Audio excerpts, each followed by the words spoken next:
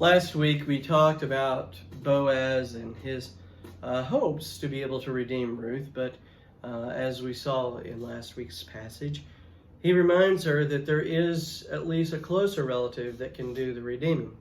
And so we left off with that he was forming a plan, and of course Naomi tells Ruth, don't worry, he will work everything out, just wait and be patient.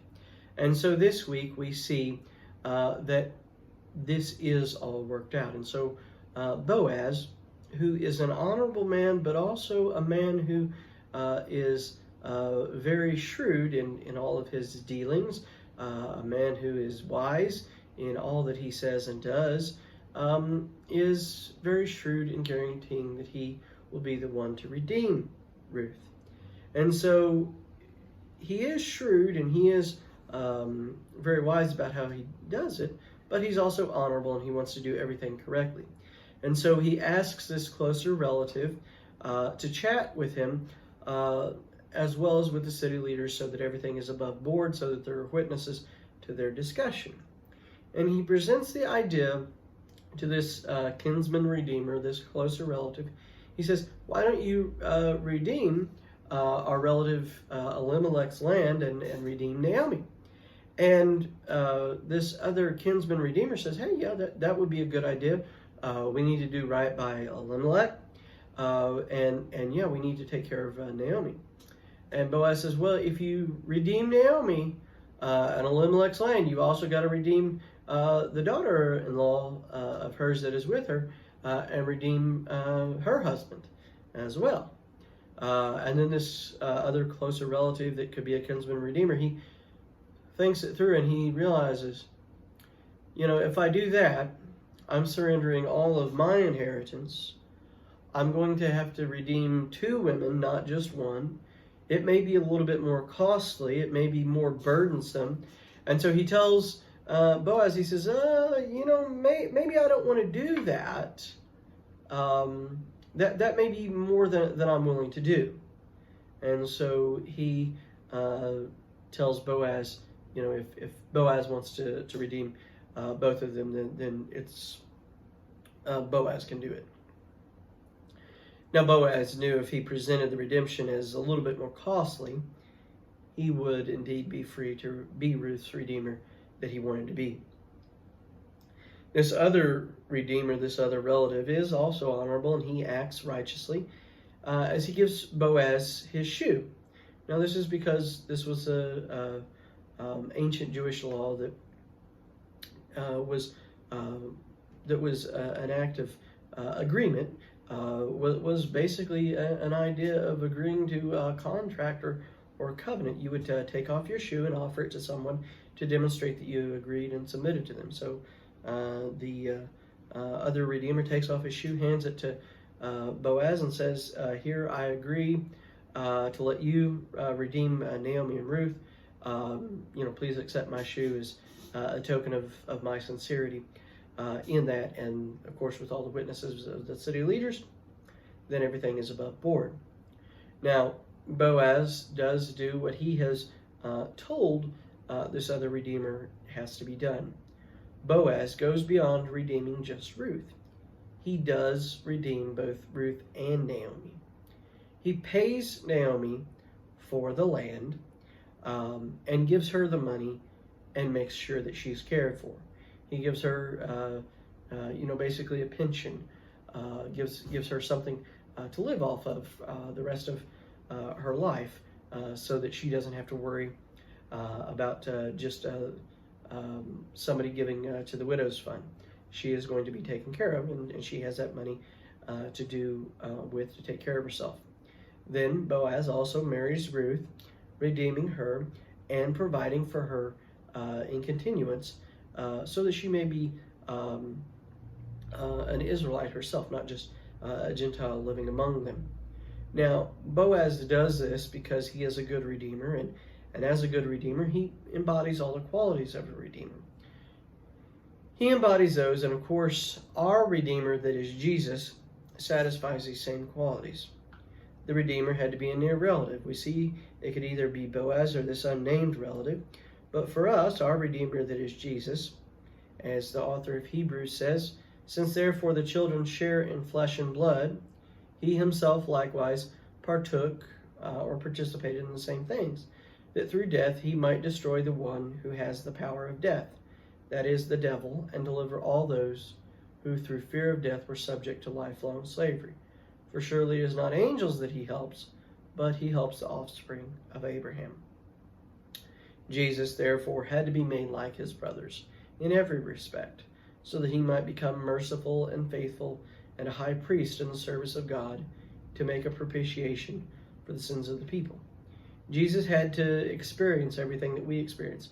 Jesus had to be human just like us. Jesus had to experience what it means to be human, and as he has done so, then he might become that faithful high priest that, of course, the author of Hebrews is focused in on. And in doing so, then he can make propitiation or an atonement for the sins of the people. Secondly, the Redeemer had to be willing to pay the price. Of course, Boaz is willing to pay the price for the land to redeem Naomi and to pay the price that it would take to marry Ruth. He is willing to pay that price, and of course, Jesus is as well. We see that in Jude, Jude mentions in his book, he says, now to him who is able to keep you from stumbling and to present you blameless before the presence of his glory with great joy. So, of course, Jesus is able to keep us from stumbling and present us as blameless before the presence of his glory with great joy. He's able to do this.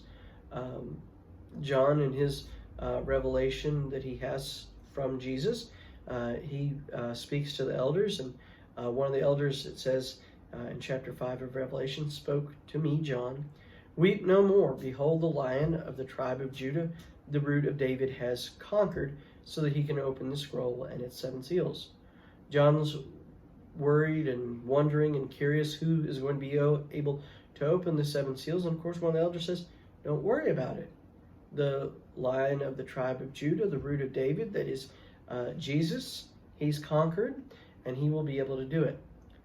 The author of Hebrews also mentions, in the days of his flesh, Jesus offered up prayers and supplication with loud cries and tears to him who was able to save from death, and he was heard because of his reverence. Jesus, in his reverence, offering up prayers and prayer requests and supplications with loud tears and crying, was able to convince the Father to hear his prayers and answer them accordingly. Third, the Redeemer had to be willing.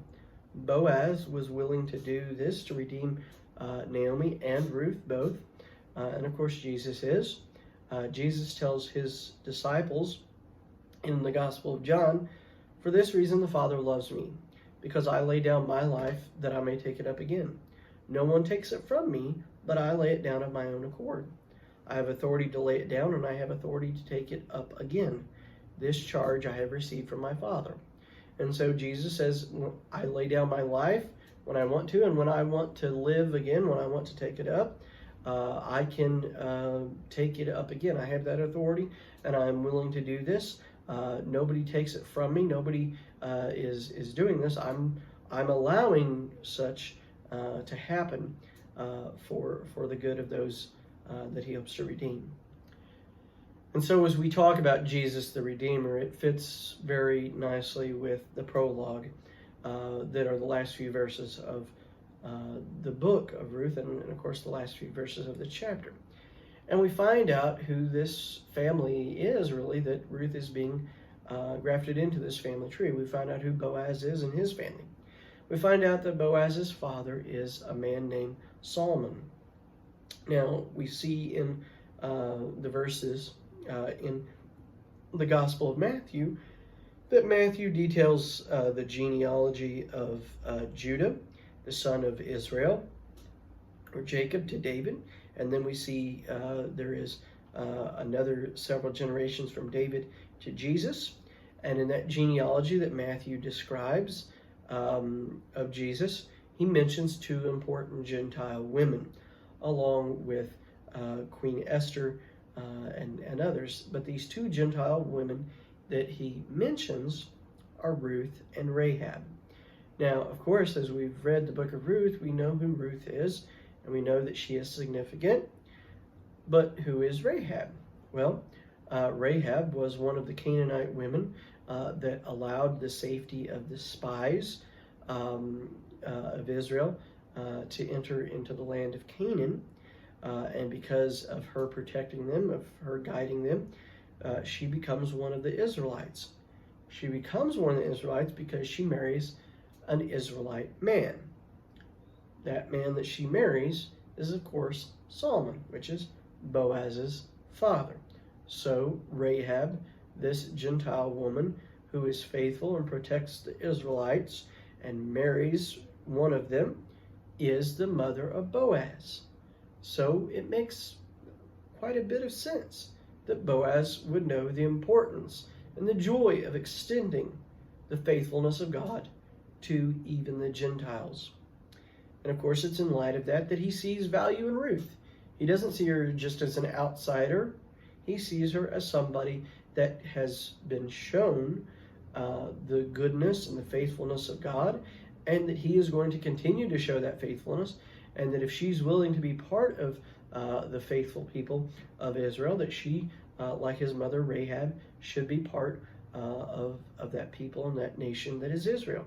And so he marries her, and she becomes part of the nation of Israel, part of the kingdom of Judah. And of course, we see that the elders of Judah, of the town of Bethlehem, they realize this, and they pronounce a blessing on her, and they say, may she be like Rachel and Leah, the mothers of the nation of Israel, the wives of Jacob or Israel. And so they pronounce this blessing upon her. And as we see in the Gospel of Matthew, we see that, of course, Ruth is counted as one of the important women, along with Rahab and Esther and Mary. We see that as she is one of those important women in this genealogy. When women normally were not counted, we see that Ruth is, of course, important, and she does become just as important and blessed as Rachel and Leah, because she is one of the ancestors of Jesus Christ, our kinsman-redeemer, the one who has made it possible that we, like we learned in all those fairy tales and all that, because of what Jesus has done to redeem us, that we with God may live happily ever after. Amen.